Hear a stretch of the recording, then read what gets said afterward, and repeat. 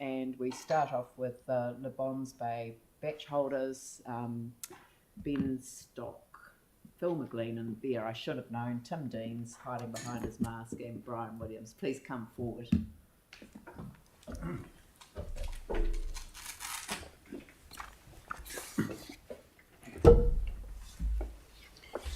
Well, good morning, everyone. I'm Ben Stock, Chair of the Le Bons Bay Batch Holders Association, and we appreciate the ability to be heard this morning. So we just have a few points we'd really like to stress about the submission.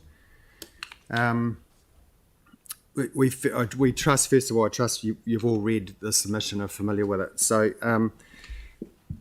the first point, unless remedied, we feel both the temporary fix to the stream and the build-up of debris on the fan will enable future floodwater to again travel inland and inundate the Le Bons Bay batch settlement or beach settlement. Therefore, it is imperative that the flood protection work is carried out at the earliest convenience prior to the coming winter.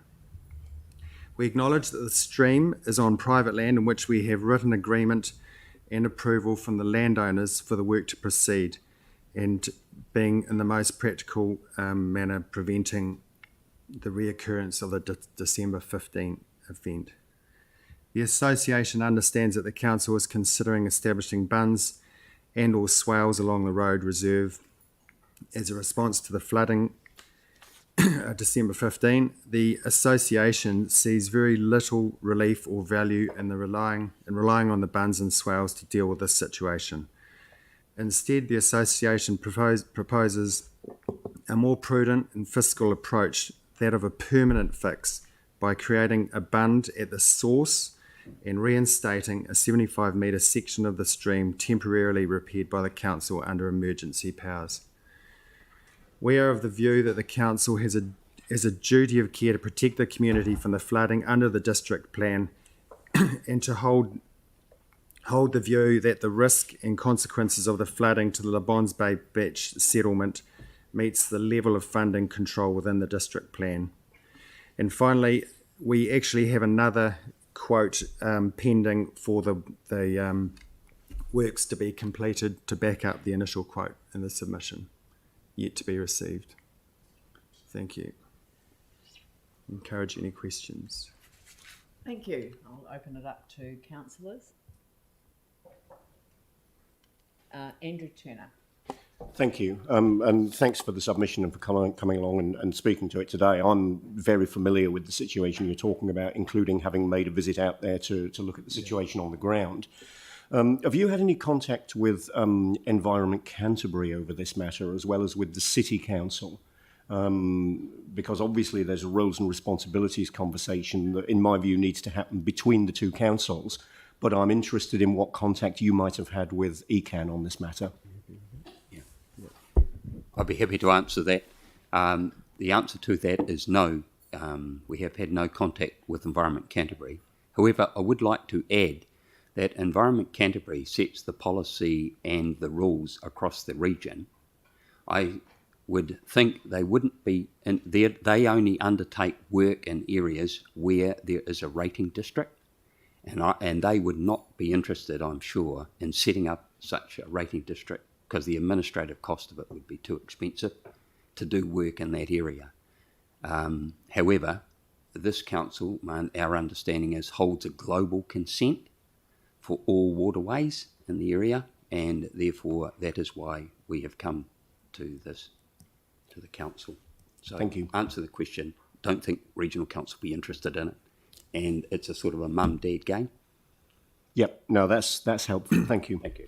Yeah, it's a hugely challenging area because a lot of people don't understand about the difference. But for me, I always thought there was a dividing line between the old Banks Peninsula District Council and the Christchurch City Council. But you're saying that no, it's now embraced. So was that the case under the Banks Peninsula District Council? Yes, they were. As I said, the rules applied to everybody for what you can do in a stream. And that would have applied to the same thing would have applied in the regional council when the Banks Peninsula District Council was there too. They wouldn't have done it because it's too small an area to set up a rating district. Yeah, I'm aware of that. So I just wonder whether this is actually worthy of documentation, because I know that, you know, obviously there's going to be significant changes around this council table, but it was an issue for me when I first started in this role, is actually understanding the dividing line between the roles and functions between City Council and ECAN, and then where that, because in some instances there is a dividing line where ECAN do have responsibility, primary responsibility, because of the rating district.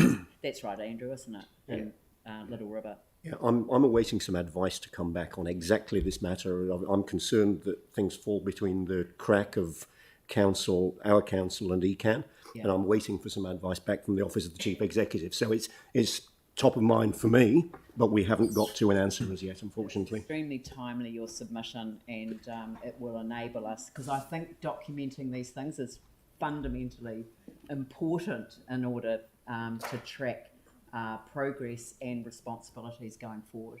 Do you have an estimated time? Do you have a time on that answer that you expect to get? I mean, to be honest, I've been asking for some time. Yeah. I'm told that there are conversations going on at a senior level, so management level within this, between this organisation and Environment Canterbury, but I'm yet to get a report back on that. I expect it's imminent, and in fact, I followed it up earlier this week in the expectation that it would come up in this discussion. So I need to apologise that we don't have the answer as yet. Okay. Good. Does anyone else have any questions? No? Everyone else? Look, thank you very much for your submission. It is, as I say, very, very timely, and it will be able to be an opportunity. It sparks an opportunity to actually address the documentation of what is the roles and responsibilities going forward as well. So really appreciate your submission. Madam Chair, would you be sending us a response to the discussions between yourselves as a council we and can Environment actually Canterbury? do that probably independently of the annual plan process. I think using the annual plan process to make the submission, obviously, is one thing, but also you've raised another issue which has obviously been vexing my mind as well. So it's very, very timely indeed, but we can respond to you independently of the annual plan process. Very good. Thank you very much. Thank you. Thank you.